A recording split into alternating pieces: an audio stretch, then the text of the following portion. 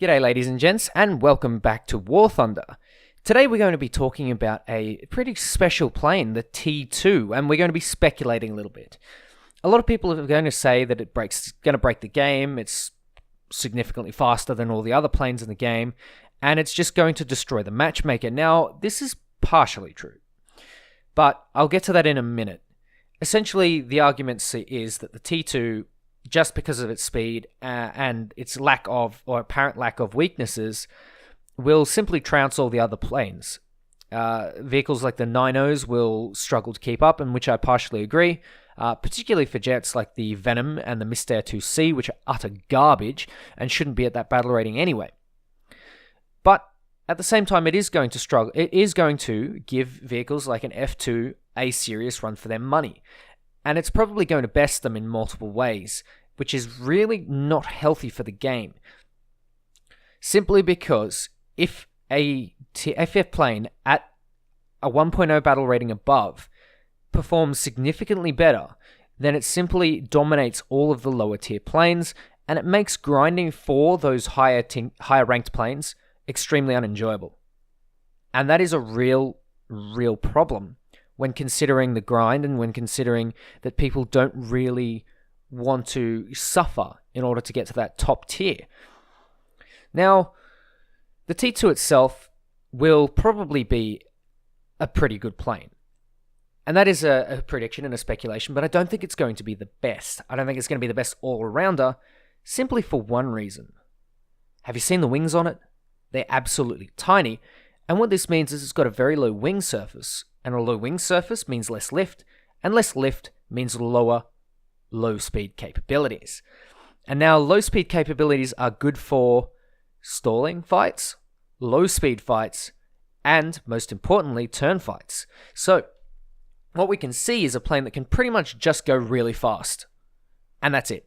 It has AIM-9Es, and can just go really fast. And that's pretty much it. So, overall, we haven't really got some sort of Wunderwaffe, some sort of, amazing weapon, amazing plane that's going to just absolutely destroy everything. We have a plane that needs to be played in a specific playstyle, and I think that's why Gaijin has added it, because they believe that it is possible to make this thing work in the current meta, but it is also able to be countered, and countered quite strongly, by vehicles that simply turn. And this is pretty apparent to me in the 9.0 versus 10.0 situation. MiG-17 versus F-100, F-2 Sabre versus MiG-19. The MiG-19 and the F-2 Sabre are really comparable, and the MiG-17 and the F-100 are really good dogfighting partners, simply because the MiG-19, whilst not having the acceleration, certainly has the low-speed handling, and the F-100, whilst it doesn't have that amazing turn, has that first turn, has that AoE, and you're able to pretty much take a turn fight and turn it your way and put you in the front seat, in the driver's seat, essentially, for the first couple of turns. And if you can make that work, the MiG-19 is almost screwed, as long as that you can land the shots. But if the MiG-19 gets the sustained dogfight and is able to survive those first engagements, then they immediately have the upper hand. And I think that's really interesting. And I think it is going to play out the exact same way as it does currently with the 9Os and 10Os, except for one little thing. The T2 is significantly better at going fast and significantly worse at turning. And so it needs enemies that are a little bit faster and turn a little bit worse. So the margin between the two doesn't result in strict boom and zoom versus strict turn fight, much like P-47 versus Zero, where you find good P-47 pilots will just never turn with a zero, and A6M pilots will try and outclimb the enemy and avoid head-ons and certain things like that, because they know that that is their best way to engage a certain vehicle in a certain situation. Now, if you have a situation like that, it becomes really just flat-out boring, and it's just not fun as a general rule. So the T2, in my opinion, should not sit at 10.0 when it comes to the live server. I think it should be 10.3. Why 10.3? Now, this is really interesting because if you look at the battle rating spread, and so we've got that 1.0 spread. At 9.0, you're facing things like the Vautour, you're facing things like the G91R, and these things barely break 1100 kilometers per hour. Most of them don't. Most vehicles at 9.0 do not break 1100 kilometers per hour. There are about 5 or 6 that barely break it, and some of them need a long time to get to that speed. Now, these vehicles, whilst they are fast, and whilst they can potentially catch these guys in a dive or when they're slow, or potentially outturn them, are going to have a lot of trouble with a vehicle that is just fast.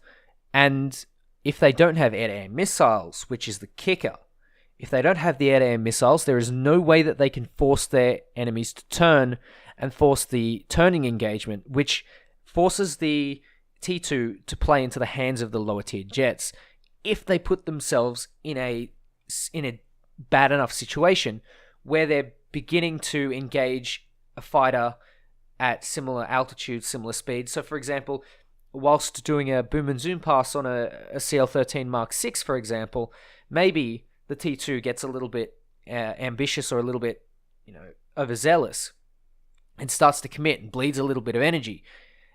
And as that T2 decides to break away and gain some speed, he's accelerating rapidly, maybe he's climbing or something like that. The CL-13 Mark 6 has those 2 AIM-9s, and whilst they're not great, I mean, they're decent. They're decent weapons. They're better than the Russian ones. They still have the ability to force the T2 into another turn fight, or at least to bleed energy. And whilst they're not on equal terms, it still gives them a fighting chance. And that is the important thing. It is extremely important to give the jets that are a full BR lower a fighting chance. And jets like the Vautour, jets like the F2 Sabre, whilst the F2 Sabre is extremely good, and whilst the MiG-17 is extremely good, they don't have any serious counters to the T2. They don't have any hard counters, and so the T2 basically can have a free reign on them. Now, if you do increase this matchmaker, I think it is a decent idea, at least, to move some of the other jets up. So, for example, I think the G91YS could potentially be 9.3, because I think, as it stands, it can really put the hurt on the 9.0s and the 8.0s. Consider flying your Sea Venom, and you get a G91YS. Good luck. I say good luck.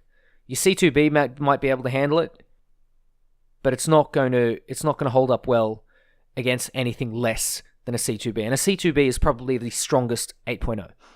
Imagine a Banshee, G91YS, supersonic versus 8.0 jet.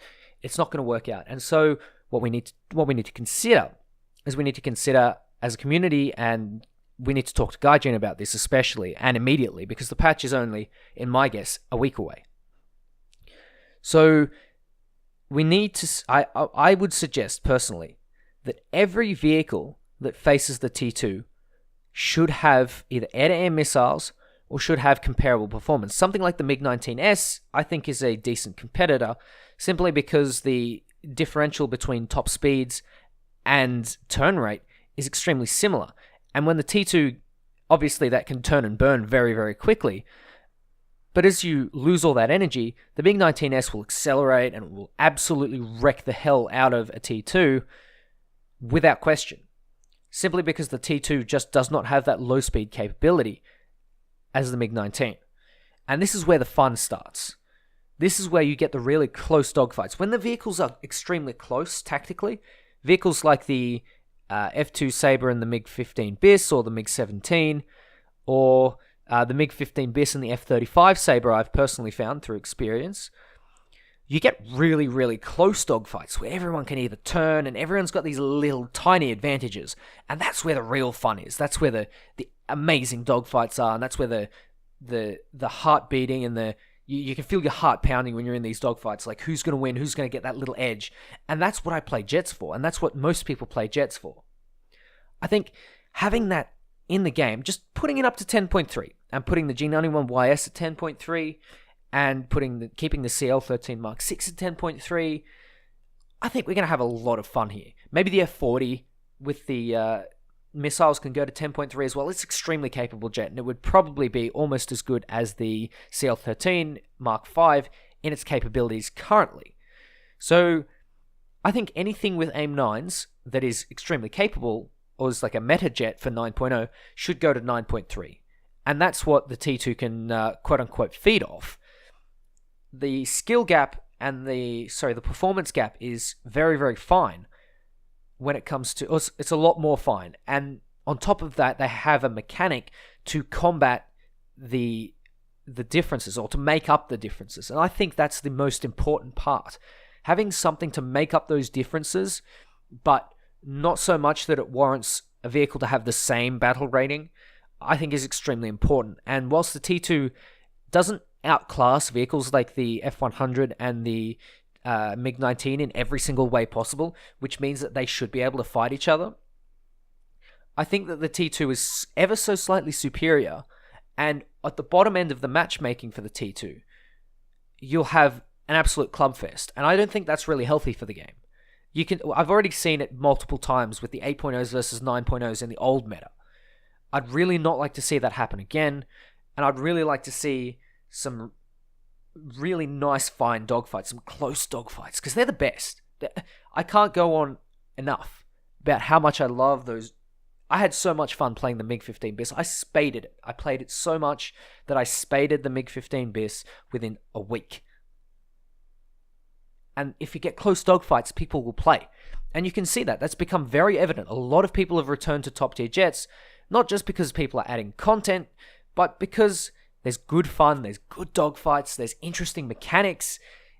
Everything is sort of returning back to jets, and honestly, jets have been the best that they have been since 2015.